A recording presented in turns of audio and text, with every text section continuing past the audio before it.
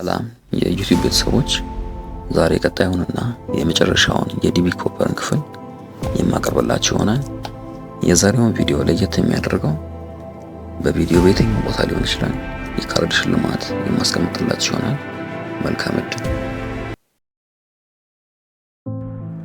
በመጀመሪያው ክፍል ዳን ኩፐር የአውሮፕላኑን የኋላ በር ከፍቶ በአሜሪካ ታሪክ ውስጥ እጅግ በጣም ምስጢራዊ ወደሆነው ዘሎ የመጥፋት ወንጀል አይተናል። ነገር ግን ይህ ክስተት ከነዚህ ዓመታት በኋላ ምን አይነት ለውጥ አመጣ? መጀመሪያ ደረጃ በጋዜጠኛ ስህተት ሳቢያ ዳን ኩፐር የተባለው ስም ዲቢ ኩፐር በመባል በሕዝብ ዘንድ ታወቀ። ይህ ስም እስከ ዛሬ ድረስ ሳይለይ ቆይቷል። ኤፍቢአይ ጉዳዩን በአክቲቭነት ለ45 ዓመታት ያህል ተከታትሎታል። በመቶዎች የሚቆጠሩ ሰዎችን ጠርጥሮ ነበር። ግን ትልቅ እድል የተፈጠረው ከ9 ዓመታት በኋላ ነበር። እንደ ኤሮፓያን አቆጣጠር በ1980 ነበር። ከጠለፋው ስፍራ በስተደቡብ ምስራቅ ቫንቨር ዋሽንግተን አቅራቢያ በምትገኘው ኮሎምቢያ ወንዝ ዳርቻ ላይ ቲና ባር በሚባል ቦታ አንድ የ8 ዓመት ልጅ በአሸዋ ውስጥ ሲጫወት የበሰበሰ ገንዘብ አገኘ። የተገኘው ገንዘብ በድምሩ 5800 የአሜሪካን ዶላር ሲሆን በላዩም ላይ ያሉት የመለያ ቁጥሮች ኮፐር በቦርሳ ከያዛቸው ገንዘብ ጋር የተገጣጠመ ነበር። ይህ ግኝት ለጉዳዩ አዲስ ተስፋ የሰጠ ቢሆንም የተቀረውን ገንዘብ ወይም የኮፐር አካል ለማግኘት ተረዳ።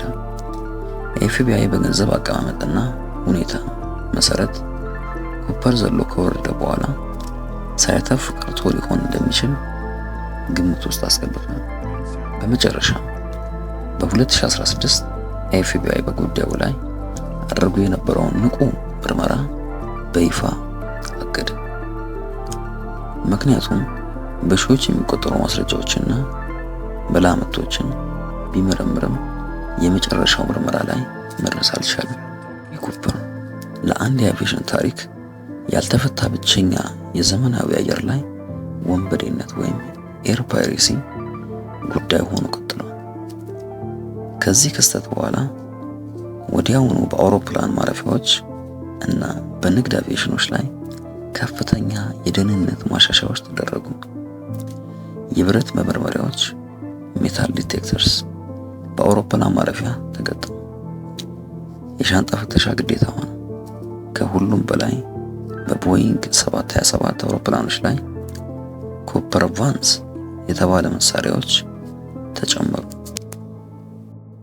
የእነዚህ መሳሪያዎች ዓላማ አውሮፕላኑ በበረራ ላይ ያለ የኋላ የመግቢያ ደረጃ እንዳይወርድ መከልከል ነበር።